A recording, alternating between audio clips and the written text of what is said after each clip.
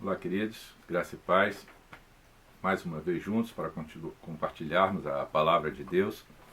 E desta vez eu queria caminhar com você sobre a vida de um personagem bíblico, daqueles assim por demais conhecidos e que sempre nos chama a atenção, né? Sempre nos destaca falar sobre a história deste grande homem de Deus que foi Davi.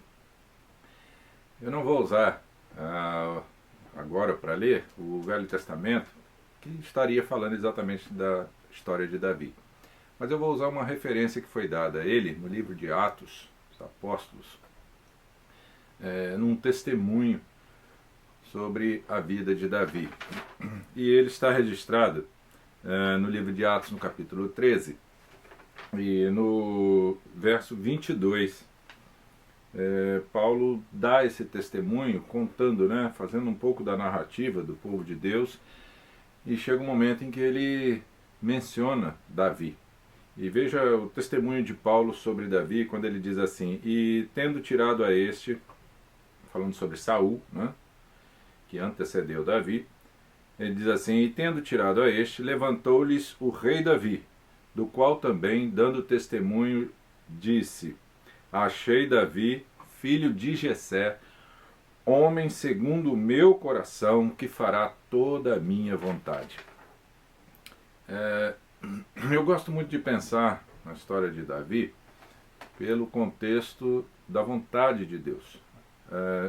Primeiro, que Deus tinha uma vontade sobre a vida de Davi, um plano para a vida de Davi. E em contrapartida, Davi foi aquele que reconheceu isso e se permitiu ser usado por Deus. Se permitiu ser um instrumento nas mãos de Deus, em vários aspectos, né, naquele momento histórico do povo de Deus, do povo de Israel. Então, desde muito novo, desde muito menino, ele já reconhecia essa atuação de Deus na sua vida, a ação de Deus usando ele desde as coisas mais simples, que era o dia a dia do seu trabalho, como pastoreio das ovelhas de seu pai. E à medida em que ele foi crescendo e se desenvolvendo e adquirindo habilidades e tudo mais, ele foi cada vez mais reconhecendo a ação de Deus sobre a sua vida e foi também se permitindo ser usado por Deus. Mas é bom destacar que Davi era uma pessoa tão comum como você e eu somos, sujeito às maiores dificuldades, a sentimentos ruins que às vezes a gente, né, deixa vir à nossa mente, pensamentos, desejos ruins que também às vezes deixamos vir à nossa mente. Davi era uma pessoa normal, era um ser humano comum. Mas o que hoje nos faz refletir sobre a vida dele foi esta característica dele se permitir deixar ser usado por Deus como um instrumento para abençoar a vida de todo o povo de Deus. Então, eu quero destacar com você alguns pontos que, de alguma maneira, levaram Davi a ser uma pessoa assim tão marcante para nós, né? Que até hoje ele é ainda lembrado. Então, eu vou dar um tema esse sermão assim: 5 coisas que Davi desconhecia. A primeira delas era: Davi desconhecia gigantes que não pudesse vencer. Quantos, que não foi só Golias, quantos outros gigantes apareceram na vida de Davi? Quantas outras dificuldades apareceram? Quantas batalhas difíceis ele teve de enfrentar? Não é? Quantos exércitos muito numerosos ele teve de enfrentar, mas em todas essas situações, Davi sempre as encarava sabendo que Deus estava com ele. Sabendo que a sua força não era uma força humana, que a sua sabedoria não era uma sabedoria humana, mas era uma orientação de Deus às suas atitudes. E aí ele tinha sempre essa perspectiva de que iria vencer os gigantes. E vencia. Quaisquer que fossem as dificuldades, né, ele vencia. E o livro de Crônicas, o livro dos Reis narram esses episódios das batalhas, das lutas de Davi. Até mesmo no momento em que ele precisou ficar exilado, fugir, ainda assim ele conseguia vitórias. Interessante isso. Ele desconhecia gigantes que ele pudesse vencer, que ele não pudesse vencer. Em segundo lugar, Davi desconhecia pecados que não pudessem ser perdoados. Quando a gente lê o Salmo 32 e também lê o Salmo 51, a gente vê ali a narrativa daquela situação de pecado que Davi passou. Não é? Ele acabou adulterando, ele acabou envolvendo o seu general numa situação que causou-lhe a morte. E Davi teve essa consciência do seu pecado. E a Bíblia diz que ele passou um longo período muito triste, muito sem ação, sem prazer de louvar.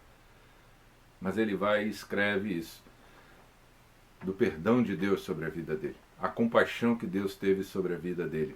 E como Deus o tirou, né, como ele diz, tirou-me de um charco de lodo, ou seja, tirou-me daquela situação ruim de pecado.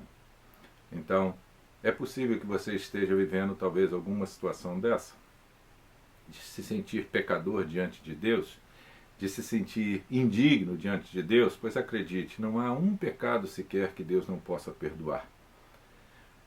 Coloque-se diante de Deus hoje, confesse o seu erro, o seu pecado e obtenha dele esta certeza de que você está sendo perdoado. Você está experimentando a graça dele, o perdão dele sobre a sua vida. Não há um pecado que Deus não seja capaz de perdoar, mas não há um pecado do qual nós não possamos nos arrepender. Busque ao Senhor, arrependa-se e receba dele o seu perdão.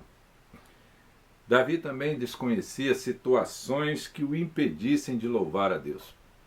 Como eu já disse, em todas essas situações muito difíceis pelas quais ele passou, Davi se aproveitou de todas elas para sempre compor uma canção ao Senhor.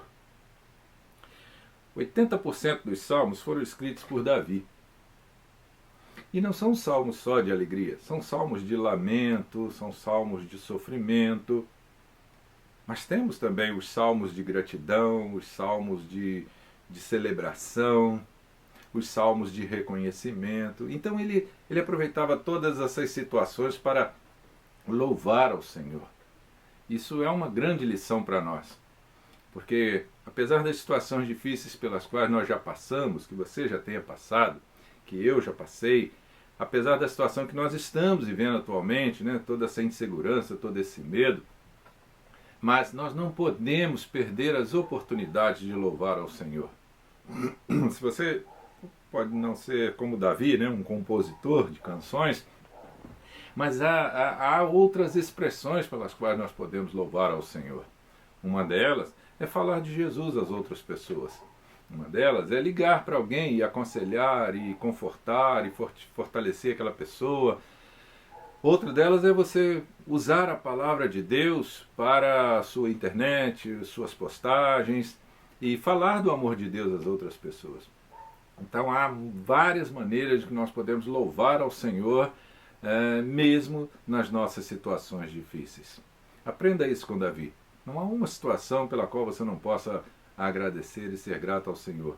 Mesmo que tudo esteja sendo muito difícil, você nela está sendo dependente de Deus. É um bom motivo para agradecer. Faça isso. Quarta coisa que Davi desconhecia Davi desconhecia qualquer opositor que ele não pudesse amar. Parece estranho dizer isso, não é verdade? Mas era assim que Davi encarava a sua vida.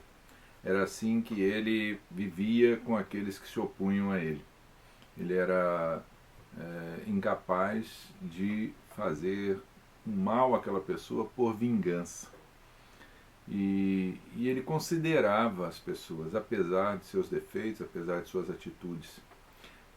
A palavra de Deus nos fala que Davi ele foi perseguido por Saul durante muito tempo. Mas em momento algum Davi tentou contra a vida de Saul.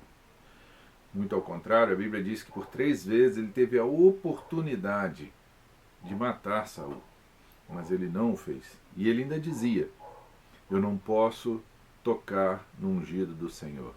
Era a consideração que ele tinha de, apesar de Saul ser um opositor seu, mas ele estava numa posição de autoridade, ele estava numa posição de rei, ele estava numa posição que fora escolhida e autorizada por Deus. Portanto, ele, Davi, não teria a autoridade de desfazer a autoridade de Saul.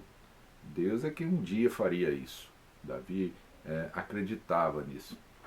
E a prova disso foi que, muito tempo depois da morte de Saul, Davi encontrou um descendente de Saul e o trouxe para o palácio e restituiu os bens, restituiu a dignidade daquele homem que era inclusive um aleijado, chamado Mefibosete, e Davi deu a ele tudo que por direito lhe cabia.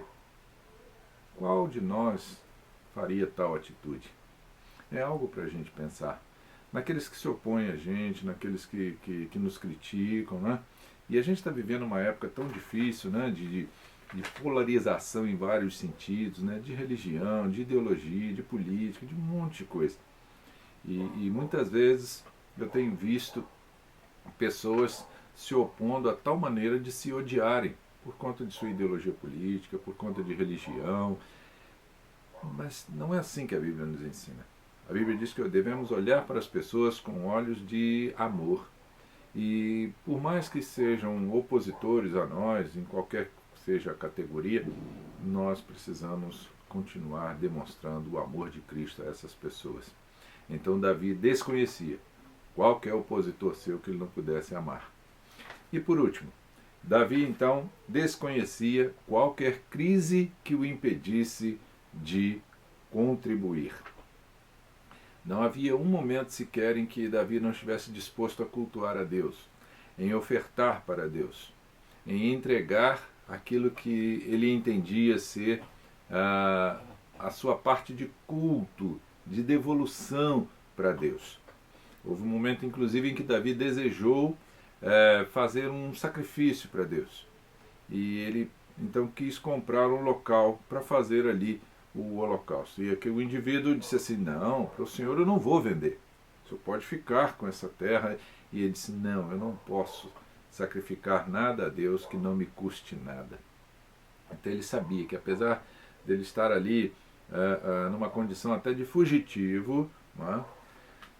De exilado, mas ainda assim ele achou necessário pagar ao dono daquela propriedade para pudesse sacrificar a Deus, criar ali um altar naquelas terras. Este é um momento também que a gente tem que considerar isso, que apesar da crise que nós estamos vivendo, nós não podemos abrir mão da nossa generosidade, não só naquilo que nos cabe devolver a Deus, mas naquilo que a gente pode também ajudar alguém. Nós já temos feito em nossa igreja algumas campanhas de auxílio, né, de cestas básicas e outras coisas, e nós podemos continuar fazendo isso. Independente de estarmos ou não em crise, mas mesmo estando, nós não podemos abrir mão desse princípio bíblico que é a generosidade. Que é olhar para as situações e ver ali oportunidade de louvar a Deus ajudando pessoas, de contribuir, de ofertar e até mesmo de entregar para Deus aquilo que lhe cabe, como diz a palavra de Deus. Nossos dízimos, nossas ofertas, tudo aquilo que nós pudermos devolver, né? Entregar para Deus como fruto da nossa gratidão, em retribuição ao muito que Ele tem feito por nós. Deus tem nos sustentado em meio a essa situação tão difícil, mesmo aqueles que estão passando pela fase do desemprego, mas eu tenho certeza que Deus está com a sua mão sobre a sua vida, sua casa, sua família, e não tem lhe deixado faltar nada. Portanto, Davi desconhecia qualquer momento que dissesse assim: não, eu não vou contribuir. Não, ele sempre achava uma oportunidade de contribuir para o Senhor, de dar a Ele um sacrifício, de dar a Ele uma oferta. Boa lição para nós. Nós podemos e devemos, não é, sustentar essa nossa isso como prioridade na nossa vida, que é contribuir para a causa de Deus. Como eu já disse, seja um dízimo, seja uma oferta missionária, uma oferta para auxiliar pessoas, enfim, nós podemos fazer. Não precisamos fechar as mãos, fechar o coração, julgando que estamos numa crise. Não, há sempre uma oportunidade de fazermos alguma coisa para alguém, principalmente na direção de Deus. Então, em qual dessas situações que nós mencionamos você poderia dizer que se assemelha com Davi? Né? Dessas situações que ele desconhecia, em quais delas você também você também desconhece? Gigante que possa ser vencido, pecado que não possa ser perdoado, situações que o impeçam de louvar, opositores que você não possa amar, ou crises nas quais você não possa contribuir. Para Davi, essas coisas eram desconhecidas. Por isso que lá na frente, no futuro, Paulo vai dizer: ele foi achado um homem segundo o coração de Deus. Não pelas suas perfeições, porque ele não era perfeito. Não porque ele tinha uma posição de rei. Isso não o impediu de errar. Mas porque Davi tinha um coração voltado para servir a Deus. Era um homem que reconhecia que sempre podia ser usado por Deus, poderia ser um instrumento nas mãos de Deus, e se permitiu a isso. Esta é a receita para nós hoje, de vivermos em paz, de vivermos felizes, quando a gente consegue se permitir ser um instrumento nas mãos de Deus para abençoar a vida de outras pessoas. Lembre-se disso. Busque na palavra outros exemplos, você vai encontrar. Mas olhe para a sua própria vida e decida a partir de hoje assim: eu quero ser um instrumento nas mãos de Deus. Eu quero continuar sendo usado por Ele, do jeito que Ele quiser, onde Ele quiser. É assim que eu quero estar nas mãos de Deus, sendo usado por Ele, um servo dEle. Ore diante de Deus, querido, e abra o seu coração para Deus e diga: Deus, me usa. Eu quero ser um homem, eu quero ser uma mulher segundo o teu coração. E eu tenho certeza que o que mais Deus quer é poder usar você na sua obra. Que Deus abençoe você. Que Deus abençoe a sua família. E que todos sejam instrumentos vivos nas mãos do Senhor. Amém.